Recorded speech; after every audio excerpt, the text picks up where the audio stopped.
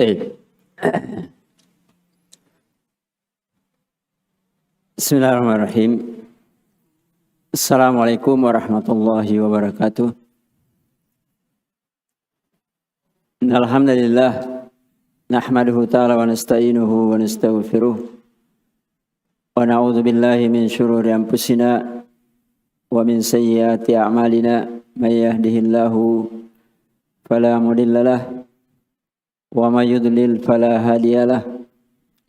Asyhadu an la ilaha illallah wahdahu la syarikalah wa asyhadu anna nabiyyana Muhammadan sallallahu alaihi wa ala alihi wasallam. Ya ayyuhalladzina amanu taqullaha haqqa tuqatih wa la tamutunna illa wa antum muslimun. Amma ba'd, fa inna asdaqal hadisi kalamullah, khairul huda huda nabiyyina Muhammad sallallahu alaihi wa ala alihi wasallam, wa syarrul umuri muhdatsatuha fa inna kulla muhdatsatin bid'ah. Alhamdulillah ikhwani fillah rahimakumullah. Kita lanjutkan pelajaran kita dalam risalah Salasata Usul. Pada pertemuan yang lalu kita sudah menyinggung dan menjelaskan sedikit tentang ayat-ayat dan makhluk yang disebutkan oleh muallif rahimahullah tentang bagaimana mengenal Allah sebagai Rabb, ma'rifatul Rabb sebagai Rabb.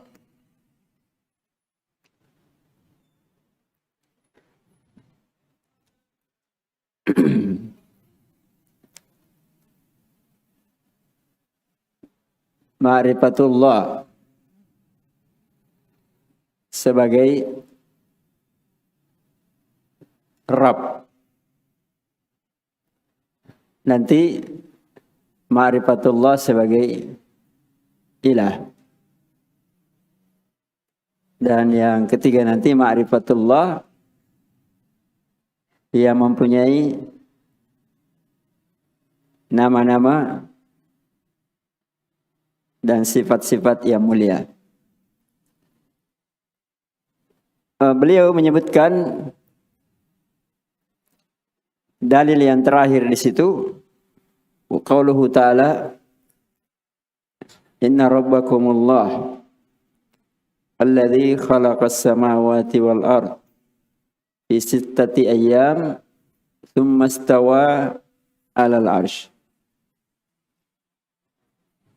Inna rabbakum, Rabb, man Rabb, alladzi khalaqas samawati wal ard, yang menciptakan langit-langit dan bumi, fi sittati ayyam, dalam jangka waktu 6 hari.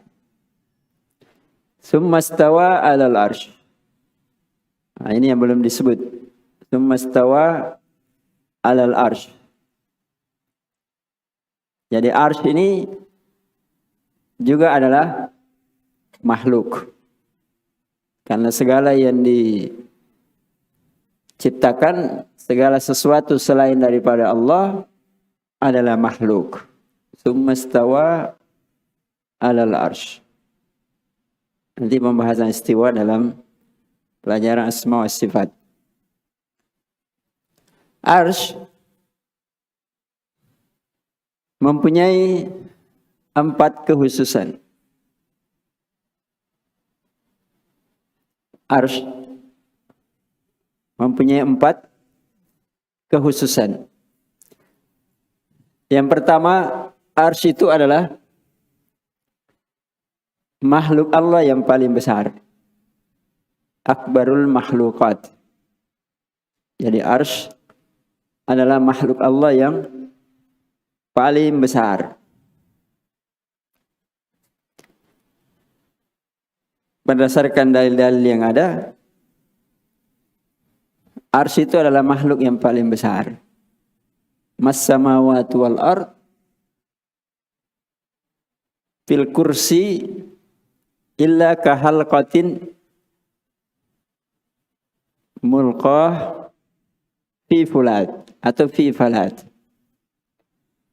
Kata Rasulullah SAW dalam Sahih Muslim, perbandingan langit-langit dan bumi, ya, perbandingan langit-langit dan bumi dibandingkan dengan kursinya Allah.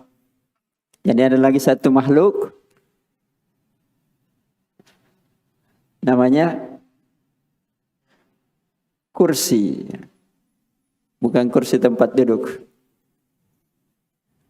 Sebagaimana wasi'a kursiyuhu samawati wal ard dalam surat Al-Baqarah ayat kursi, yang maka disebut ayat kursi, ayat yang menceritakan tentang kursinya Allah.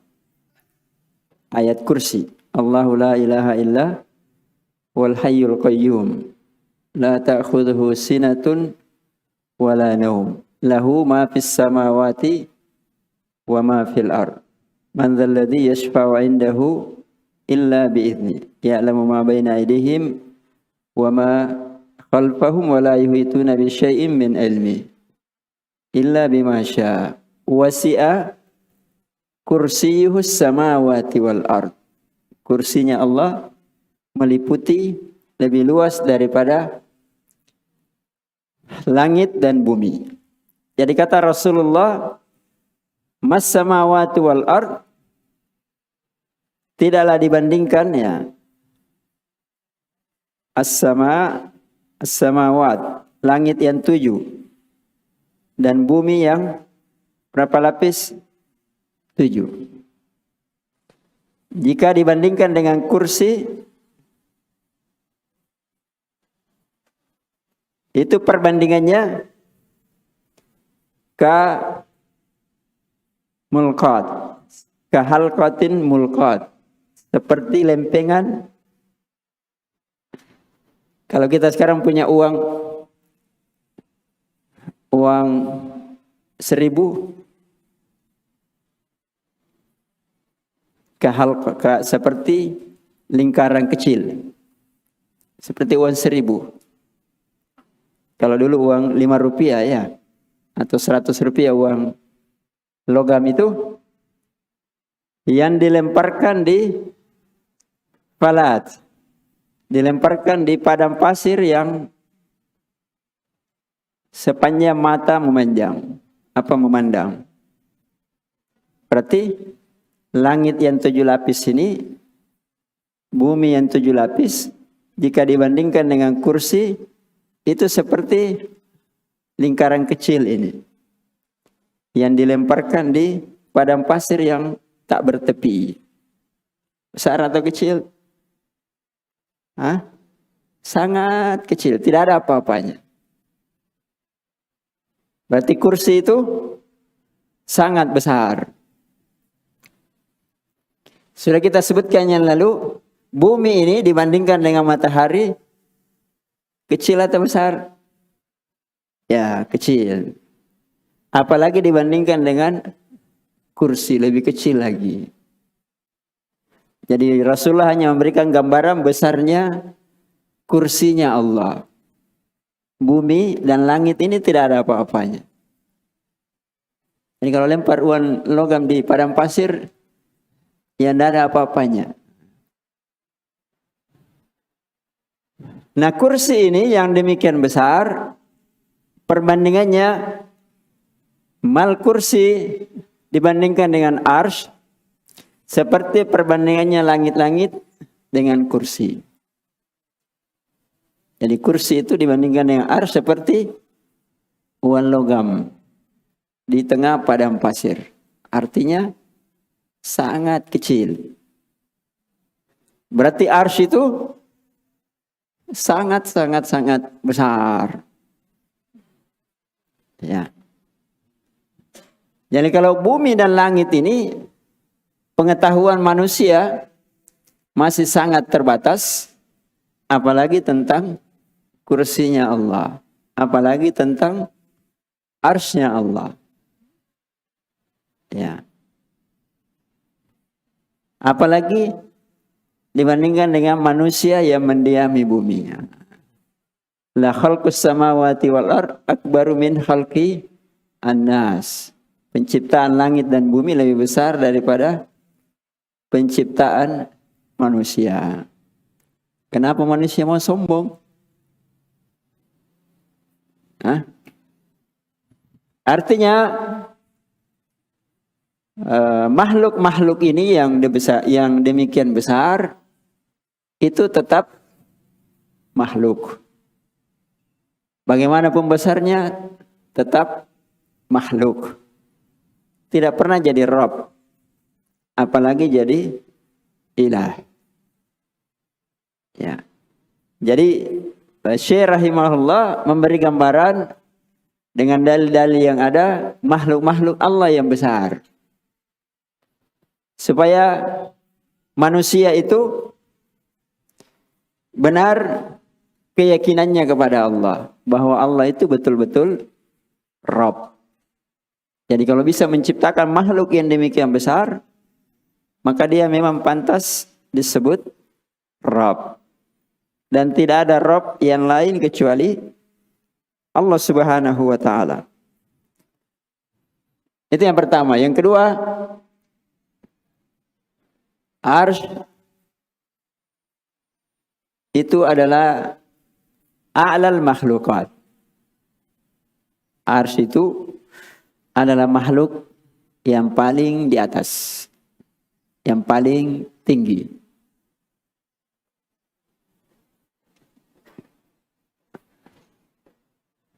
Jadi arsy itu adalah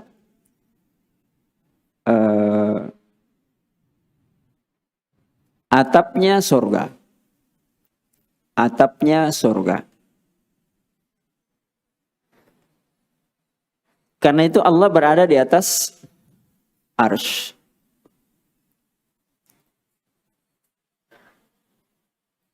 Summa stawa alal arsy.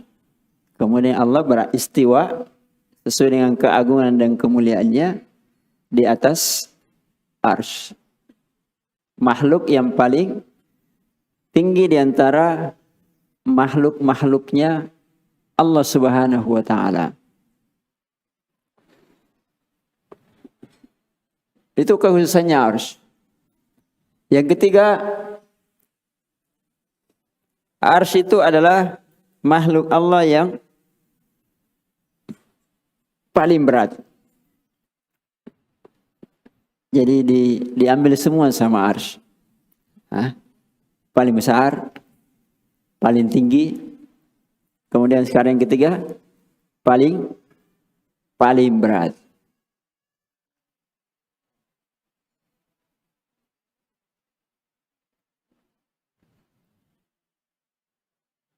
Begitu hebatnya Allah mengatur alam, sehingga yang paling besar itu berada paling atas.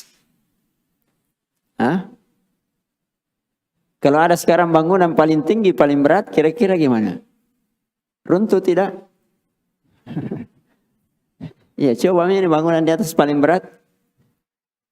Tidak ada apa-apanya dibandingkan yang di bawahnya. Bumi kan sangat kecil. Langit sangat kecil. Kursi lebih besar. Ini semuanya di atas ya. Kemudian arsy yang paling atas paling besar. Kemudian paling berat. Tapi tidak jatuh. Berarti yang menciptakannya hebat atau tidak? Ya, tidak bisa lagi diungkapkan dengan kata-kata. Nah, para ulama memahami bahwa arsy itu adalah makhluk Allah yang paling berat. Ketika kita berzikir di pagi hari atau petang, ya, Nabi sallallahu alaihi wasallam mengajarkan zikir. Di antara zikirnya itu Subhanallahi wa bihamdihi adada khalqihi.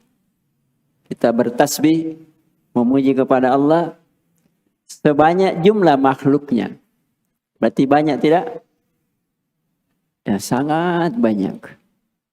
Dengan satu kalimat. Kalimat-kalimat yang ringkas. Wa ridha nafsihi. Dan keridhaan Allah Subhanahu wa ta'ala. Kita bertasbih, memuji, berzikir, mencari keridhaannya Allah. Kemudian disebutkan tentang arsy. Wa zinatu arsyihi. Dan sesuai dengan zina, wazan, beratnya arsy-nya Allah. Jadi seakan-akan kita berzikir kepada Allah di pagi hari itu mengungkapkan kecilnya kita, ringannya kita dengan makhluknya yang paling berat. Arsy-nya Allah Subhanahu wa ta'ala. Wa zinatu arsyihi. Wa midada kalimatihi. Dan sepanjang kalimatnya Allah. Kalimatnya Allah terbatas tidak? Tidak. Walau kana al-bahru midadan li kalimatihi lanafidal bahru qabla an tanfada kalimatihi. Walau ji'na bimislihi madada.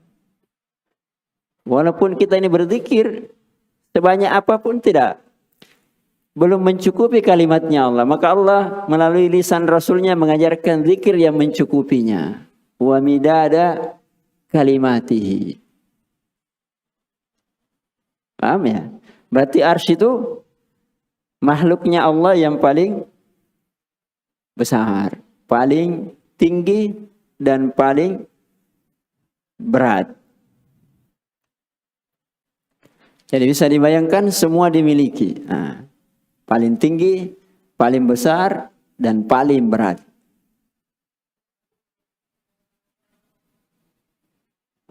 Maka ini sudah cukup, atau bukan sudah cukup ya, lebih dari cukup menunjukkan kebesaran dan keagungannya Allah. Makanya Allah dalam ayat tadi dikatakan summastawa alal arsh. Jadi kekhususannya arsy itu Allah istiwa padanya. Karena tidak ada dalil yang lain yang menunjukkan Allah istiwa kecuali pada arsy. Maka itu menjadi kekhususan arsy. Allah istiwa padanya.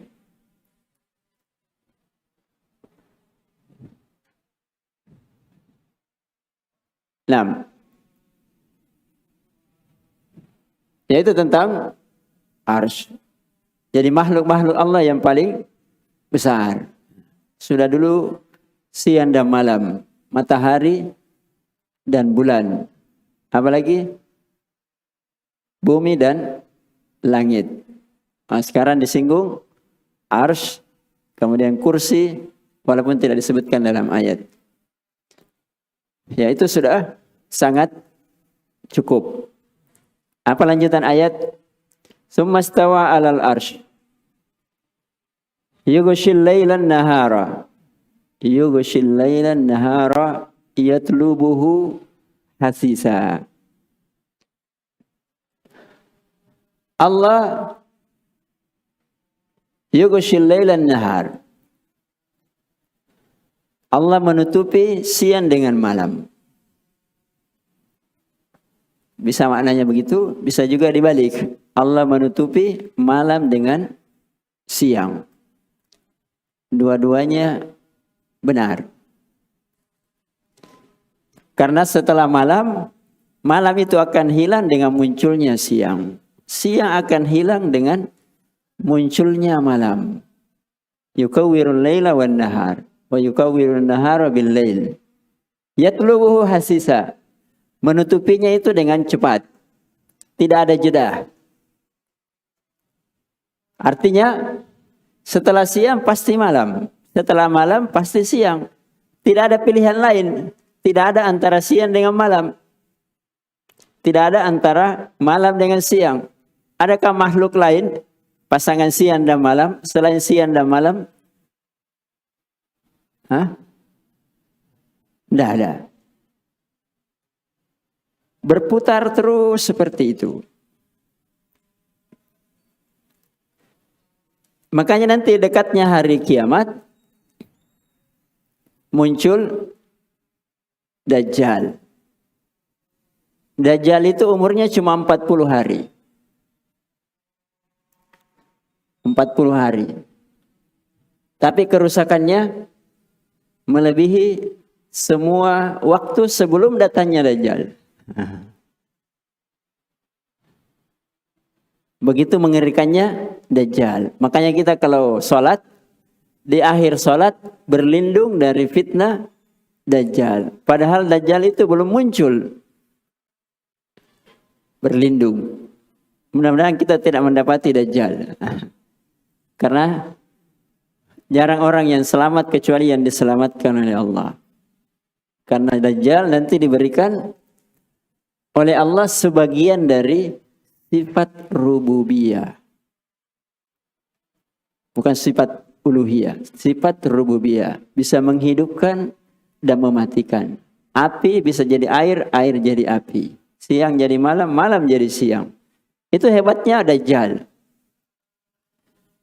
40 hari, satu hari umurnya seperti 1 tahun. 1 hari umurnya seperti 1 tahun. Jadi 1 hari itu, siang dan malam itu seperti 365 hari. 1 tahun, 1 hari. Jadi siangnya 6 bulan, malamnya 6 bulan. Kira-kira bagaimana? Kalau kita ini mengalami seperti di kutub, siang kan 6 bulan ya. Dalam sebagian keadaan, kemudian malam juga 6 bulan. Mirip seperti itu. Jadi waktu sholat bagaimana caranya? Ya diatur setiap hari 24 jam. Walaupun siang terus. Mungkin 1 bulan pertama masih pagi terus. Pak maksudnya ya. 24 jam hari pertama masih jam 7. 24 jam kedua baru jam 7 lewat 10 misalnya. Hari ketiga 7:30. Jadi salat diatur ya dibagi saja seperti itu. Seperti hari-hari biasa. Taib. Kemudian 1 hari seperti 1 bulan. Kemudian 1 hari seperti sepekan. Dan sisanya ya seperti hari-hari biasa. Itu Dajjal. Jadi Allah pergilirkan siang dan malam. Malam dengan siang. Yatlubuhu hasisa dengan cepat. Tapi ada kadang kondisi tertentu tidak cepat. Dengan hikmah yang luar biasa dari Allah Subhanahu wa ta'ala. Setelah itu disinggung kembali wasyamsu wal qamaru wan nujum musakhkharatin bi amrihi. Ya kan sudah disinggung juga dahulu ya. Kemudian asyamsu wal qamar, matahari dan bulan dan bintang-bintang. Semuanya musakhkharatin bi amrihi. Semuanya diatur dengan perintah Allah. Tidak ada yang luput dari pengaturannya Allah.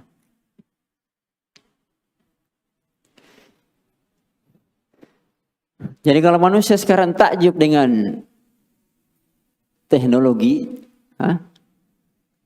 tidak ada apa-apanya dibandingkan kalau kita bahasakan teknologinya Allah dari penciptaan awal bumi, penciptaan alam semesta.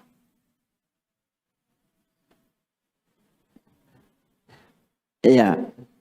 Jadi kalau sekarang misalnya perang Rusia dengan siapa?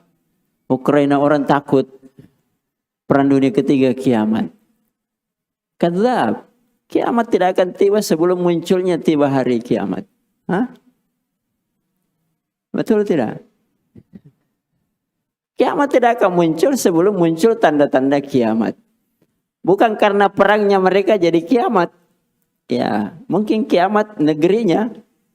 Karena dia sendiri yang buat negerinya kiamat. Siapa suruh bikin senjata nuklir? Dia yang bikin, dia yang takut. Iya kan? Tapi orang mukmin ya bukan berarti tidak menganggap sama sekali hal-hal seperti itu, tidak. Tapi kalau kita belajar tauhid, ya itu sangat kecil. Bumi ini kecil, apalagi manusianya kecil. Pesawatnya kecil, bom nuklirnya kecil. Ya kan? Ya walaupun kalau dibandingkan dengan manusianya ya memang pengaruhnya besar sekali. Tapi kalau paham langit dan bumi, kursi, ars, ya sangat kecil. Jadi tidak usah takut kiamat. Takut apa yang disiapkan untuk tibanya hari kiamat. Ya kan begitu. Nah, musakharatin bi amrihi. Kemudian sebelum menutup ayat itu Allah memberikan kesimpulan. Ala lahul khalqu wal amru. Ala, ketahuilah, hanya bagi Allah al-khalqu, penciptaan. Jadi semua yang diciptakan termasuk makhluk-makhluk Allah yang besar itu kekhususannya Allah sebagai pencipta. Sekaligus al-amru, semua urusan dari makhluk itu Allah juga yang urus sesuai perintahnya Allah. Ya makanya ada namanya amrul kauni, ada amru syar'i. Ada perintah Allah, keputusan Allah sesuai dengan kauni sunnatullah. Pasti terjadi. Misalnya sekarang perang, ya itu sudah ketentuannya Allah. Berapa yang mati, siapa yang terlibat, pokoknya apa saja yang terjadi, itu semuanya sudah ditentukan oleh Allah. Ala lahul khalqu wal amru. Amru syar'i bisa terjadi, bisa tidak. Ada yang ikut, ada yang tidak. Karena hikmahnya Allah, ada yang beriman, ada yang tidak. Ada yang mati dalam keadaan bertauhid, ada yang mati dalam keadaan kafir. Walaupun Allah menginginkan mati dalam keadaan bertauhid. Dengan hikmahnya Allah Subhanahu wa taala. Allah menciptakan para nabi, para rasul, Allah juga menciptakan musuh-musuhnya. Ya. Ala lahul khalqu wal amru. Kemudian ditutup dengan sifat Allah, tabarakallah rabbul alamin. Maha berkah. Ini ada sedikit faedah ya. Tabarakallah.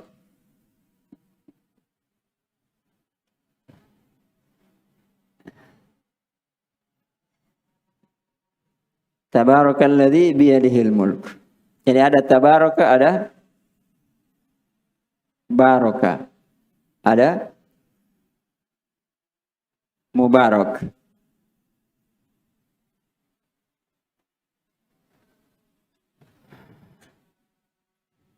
Maha berkah Allah. Ya. Tabarakallah. Ini kekhususan Allah. Tidak boleh ada makhluk yang dikatakan tabaraka fulan. Tidak boleh tabaraka fulan. Siapapun dari makhluk. Tabarakan Nabi, tabarakan Rasul atau malaikat, siapapun dia. Ini kekhususan Allah. Demikian juga tabarak artinya maha besar berkahnya Allah. Maha agung berkahnya atau yang semakna dengannya. Kalau barakah artinya yang memberi berkah. Yang memberi berkah. Ini juga kekhususan Allah ya. Allah yang memberi berkah. Apa artinya berkah? Hah? Berkah artinya ziyadatul khair. Tambahan kebaikan. Wa nama'uhu, dan berkembangnya kebaikan tersebut. Jadi Allah yang maha berkah dan Allah yang memberi berkah. Berarti orang meminta berkah kemana? Ke makhluk atau ke Allah? Hah? Kepada Allah. Karena itu Rasulullah sallallahu alaihi wasallam sebagaimana diceritakan oleh Abdullah bin Mas'ud radhiyallahu taala anhu dalam Sahih Bukhari, ya. Ketika para sahabat kekurangan air. Ketika sahabat kekurangan air, maka dia datang kepada Rasulullah SAW mengeluh, ya Rasulullah, gimana ini? Air tinggal sangat sedikit. Perjalanan masih panjang, pekerjaan masih banyak. Maka Rasulullah SAW mengatakan mana tempayannya, tempat tempat air. Kemudian beliau alaihi salatu wassalam memasukkan tangannya ke dalam tempat air tersebut. Kata Abdullah bin Mas'ud, "Fara'aitu al-ma'a yapuru min baina asabi'in Nabi sallallahu alaihi wasallam." Saya melihat air itu terpancar dari sela-sela jarinya Rasulullah sallallahu alaihi wasallam. Ini berkah atau tidak? Saya tanya, ini berkah atau tidak? Ini masalah berkah, ya. Berkah atau tidak? Kalau sekarang ada begitu, datang semua orang. Pasti dianggap tangannya yang berkah. Sudah bawa semua botol. Bukan datang pengajian. Datang minta air berkah. Apa kata Nabi? Nabi SAW mengatakan, hayya alal ma'it tuhur. Wahai sahabatku, ayo ambil air sepuasnya, ambil semua air. Kan tadi tidak ada air, hampir habis. Sekarang ambil sesuai dengan kebutuhannya atau berapa yang dia mau, serahkan, ambil. Tapi setelah itu Nabi Shallallahu Alaihi Wasallam sebagai kesempurnaan tauhidnya dan kesempurnaan penjagaan kepada tauhid sahabat-sahabatnya, setelah dia panggil semua ambil air, dia mengatakan al-barakatu minallah. Al-barakatu minallah. Ditutup semua pintu-pintu kesyirikan. Bukan al-barakatu dari tanganku. Ini Nabi, Rasul, orang yang paling mulia, tangannya mulia. Tapi dia tidak mengatakan barakah dari tanganku. Lihat tanganku begitu berkahnya. Tapi apa kata Nabi? Al-barakatu minallah. Berkah dari Allah. Jadi kalau Nabi saja mengatakan berkah dari Allah, padahal sudah terbukti dibantu oleh Allah, apalagi kita sebagai orang atau hamba bukan Nabi, bukan Rasul, sangat dibawa.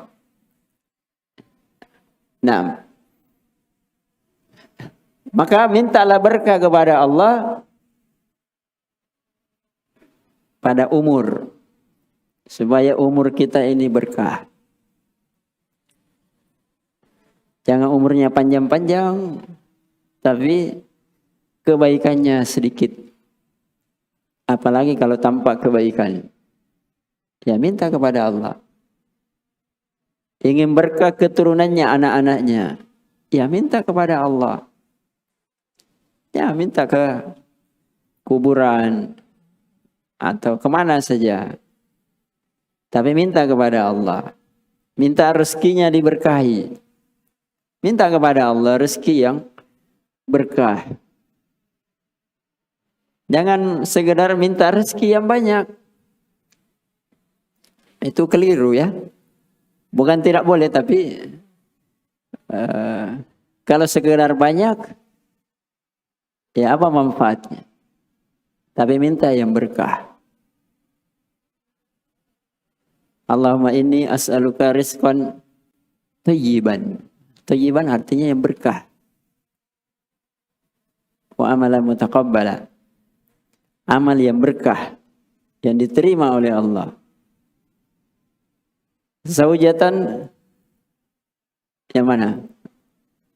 Solihatan. Karena kalau soleh itu berkah. Ya.